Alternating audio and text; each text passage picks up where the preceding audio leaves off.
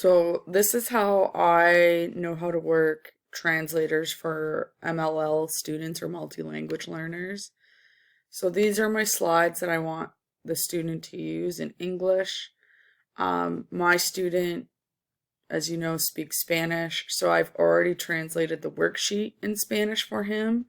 And this yellow instruction here is asking him to answer in English.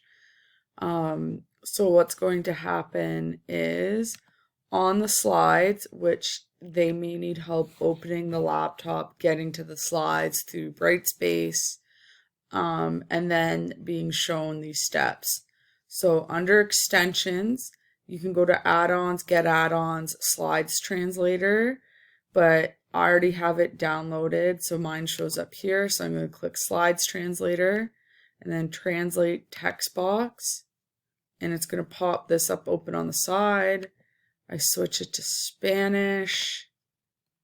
And then if I click a text box on a slide and then I hit translate, the translation comes up off to the right here. So let's say even something that's a bit chonkier in text. So I click this text box, translate, it translates everything here. So hopefully this will work for the student. That way they can translate it and then they can do their best to answer it in English.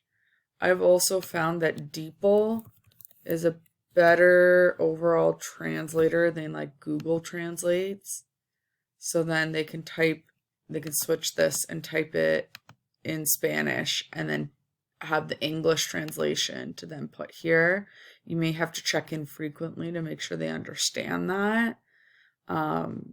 But yes, they'll have the English version of, this has been translated, sorry, everybody else in the class will have the English version. So just to show you how this has worked, I translated using the slides translator, this slide deck from earlier in the week, using the slides to text box translator, and then I've inputted it, but I'm trying to see how well independently he can do this on his own. So yeah, good luck and let me know if you have any questions.